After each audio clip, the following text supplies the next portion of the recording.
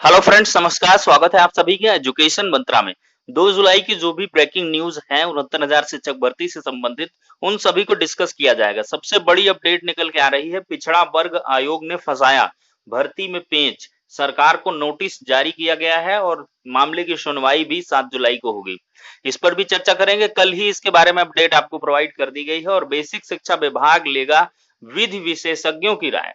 69,000 शिक्षक भर्ती मुकदमे के तीव्रतम निपटारे के लिए ये किया जाएगा और सरगना की 2 शालें भी वांटेड। दबिश दी जा रही है, लगातार खोजबीन भी की जा रही है। तो सारी की सारी वन बाय वन अपडेट्स को कवर करेंगे और इसके साथ ही साथ फर्जीवाड़े पर कुछ अन्य जो नौकरी कर रहे हैं फर्जी शिक्षक, उन पर भी कुछ चर्चाएं करेंगे। तो वीडियो को अभी से लाइक एंड शेयर कर दीजिए और चैनल पर नए हैं तो सब्सक्राइब करके बेल आइकन को भी प्रेस कर दें। तो चलिए अब दोस्तों वीडियो सेशन को यहीं पर स्टार्ट करते हैं और सबसे पहले पिछड़ा वर्ग आयोग ने किस प्रकार से भर्ती में पेंच फंसाया है उसके बारे में चर्चा कर लेते हैं। देखिए दोस्तों, 69,000 शिक्षक भर्ती मामला, पिछड़ा वर्ग आयोग ने फंसाया पेंच। सरकार को नोटिस, आरक्षण प्रावधानों के उल्लंघन के आरोप पर 7 को होगी सुनवाई। देखिए, उत्तर प्रदेश में 69,000 शिक्षकों की भर्ती मामले में सुप्रीम कोर्ट की हरी झंडी के बाद राष्ट्रीय पिछड़ा वर्ग आयोग ने पेंच फंसा दिया है। भर्ती प्रक्रिया में कथित तौर पर आरक्षण नियमों का पालन न करने के मामले में आयोग ने उत्तर प्रदेश बेसिक शिक्षा विभाग के अतिरिक्त मुख्य सचिव, प्रमुख सचिव, विशेष सचिव और परीक्षा नियामक प्राधिकारी के सचिव को 7 जुलाई को तलब किया है। आयोग उपाध्यक्ष डॉक्टर लोकेश कुमार प्रजापति इस मामले की सुनवाई करेंगे। शिक्षक भर्ती में आरक्षण प्रावधानों के उल्लंघन को लेकर भाजपा और एनडीए के सहयोगी अपना दल एस ने मोर्चा खोल दिया था। एटा सांसद राजवीर सिंह, सीतापुर सदर विधायक राकेश राठौर और अपना दल एस के पूर्व अध्यक्ष आशीष सिंह पटेल ने पिछले दिनों सीएम को लिखे अलग अलग पत्र में आरक्षण प्रावधानों के उल्लंघन का आरोप लगाया था।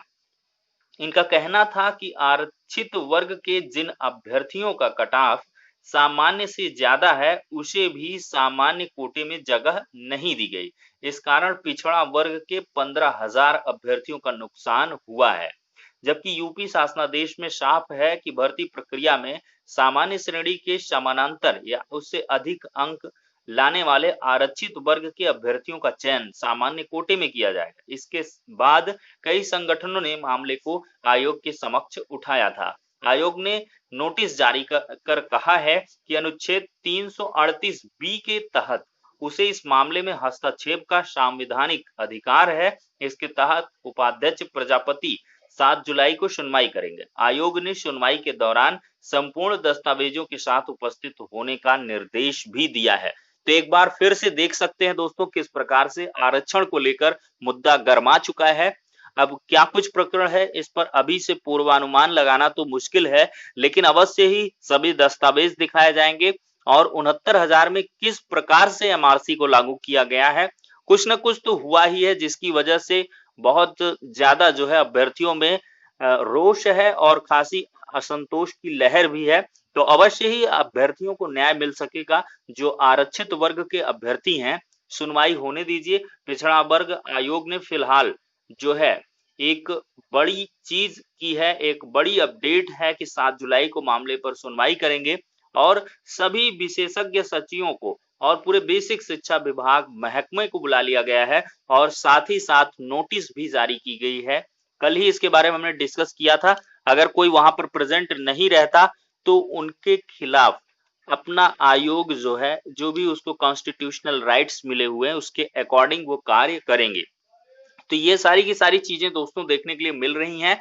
फिलहाल एमआरसी मुद्दे पर भी चर्चा होगी। विभिन्न प्रकार के प्रकरणों को देखा जाएगा कि क्या जो आरक्षण के नियम हैं 1994 उनके अकॉर्डिंग कार्य हुआ है कि नहीं हुआ। अगर नहीं हुआ होगा तो अवश्य ही एक बड़ी अपडेट आपको देखने के लिए मिल सकती है। तो फिलहाल के लिए दोस्तों यहाँ पर दूसरी अपडेट को अब कवर करेंगे। देखिए, बेसिक शिक्षा विभाग लेगा विधि विशेषज्ञों की सेवाएं। देखिए, बेसिक शिक्षा राज्य मंत्री डॉक्टर सतीश चंद्र द्विवेदी ने 69,000 शिक्षक भर्ती की मजबूत पैरवी के निर्देश दिए हैं। उन्होंने कहा है कि 14 जुलाई को इसकी सुनवाई होनी है, इसकी प्रभावी पैरवी की जाए ताकि सकारात्मक निर्णय आ सके। बेसिक शिक्षा विभाग पर 16,000 मुकदमे हैं। उन्होंने एक कमेटी बनाने के निर्देश दिए जो मुकदमों को कम करने के लिए सुझाव दे। वहीं उन्होंने लीगल सेल में विधि विशेषज्ञों की सेवाएं लेने के लिए भी विभाग से प्रस्ताव मांगा है। देखिए, डॉक्टर द्विवेदी बुधवार को बेसिक शिक्षा विभाग के खिलाफ न्यायालय में लंबित मुकदमों की समीक्षा कर रहे थे। उन्होंने कमेटी के गठन के निर्देश देते हुए कहा कि ये कमेटी सभी मुकदमों के प्रभावी मॉनिटरिंग के लिए भी सुझाव देगी। उन्होंने निर्देश दिया है कि महाधिवक्ता से चर्चा की जाए और देखा जाए कि क्या ऐसा संभव है कि नीतिगत मामलों में एक ही बेंच से सुनवाई हो सके। तो फिलहाल के लिए दोस्तों देख सकते हैं किस प्रकार से बेसिक शिक्षा विभाग की मीटिंग हुई है और 69,000 शिक्षक भर्ती के स्पेशली निस्तारण के लिए निर्देश दिए गए हैं, प्रभावी पैरवी के लिए और सकारात्मक परिणाम आए इसके लिए निर्देशित भी किया गया है डॉक्टर सतीश चंद्र द्विवेदी जी के द्वारा। तो अब सॉलिसिटर जनरल आपको प्रेजेंट दिखेंगे 14 तारीख की सुनवाई में और प्रभावी पैरवी करते हुए इस मामले का जल्द निस्तारण भी करवा लिया जाएगा। तो एक प्रकार से देख सकते हैं शासन स्तर की जो मंशा रही है कि जल्द से जल्द नियुक्ति पत्र बांटे, उनकी तरफ बढ़ रहे हैं और हमें आशा ही नहीं पूर्ण विश्वास है कि जुलाई में मामला निस्तारित हो जाएगा और फिर सुप्रीम कोर्ट के बाद कोई कोर्ट बचती नहीं है।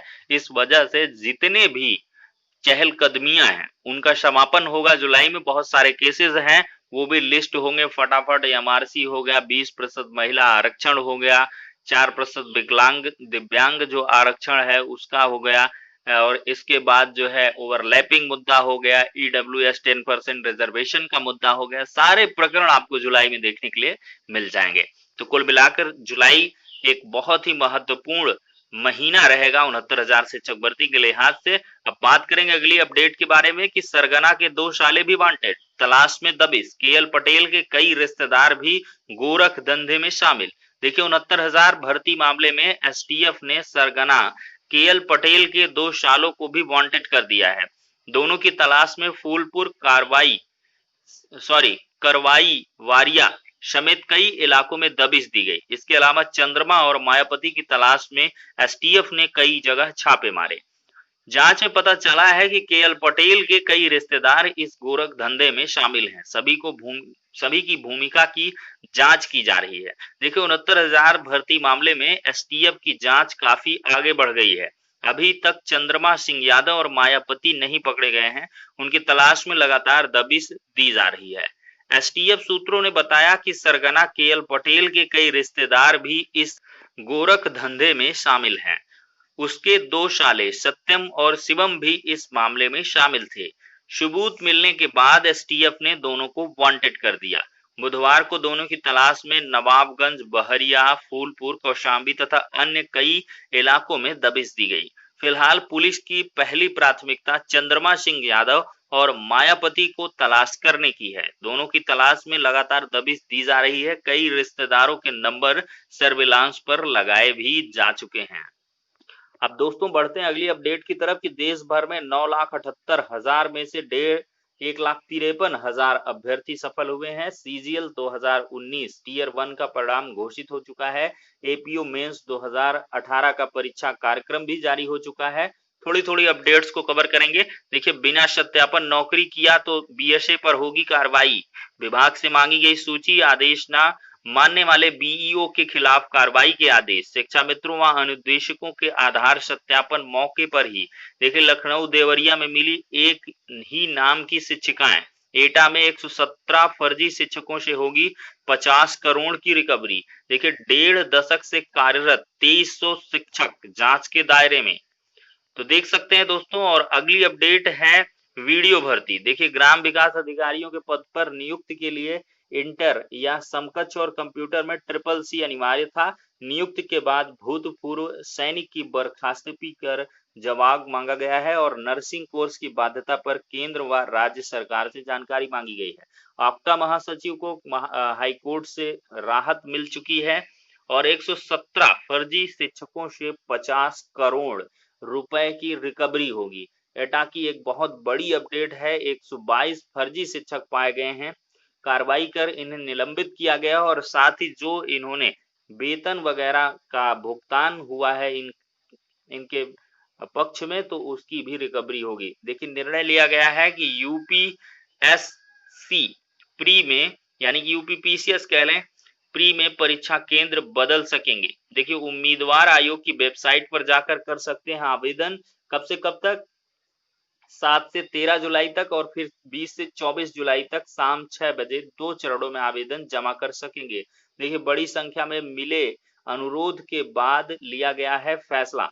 तो कुल मिलाकर पीसीएस प्री का जो भी मतलब फॉर्म वगैरह भरे हैं तो अपने सेंटर वगैरह वो चॉइस में ले सकते हैं, उसको भर सकते हैं, चेंज वगैरह भी कर सकते हैं कंटेमिनेटेड जोन को वगैरह जो देखते हुए कि अगर उनका कोरोना संक्रमित कोई इलाका है। हालांकि अक्टूबर में एग्जाम होना, लेकिन फिर भी अभी से प्री प्लान्ड तरीके से आप लोग कर सकते हैं। कोरोना का भी जो कहर वो लंबा चलेगा, ऐसी स्थितियां देखने के लिए मिल रही हैं। तो दोस्तों ये सारी की सारी अपडेट्स थी जो 69,000 शिक्षक भर्ती से भी जुड़ी थी और अन्य शिक्षक भर्तियों से भी रिलेटेड थी। तो अब नेक्स्ट वीडियो मिलेंगे, तब तक के लिए शुक्रिया, धन्यवाद।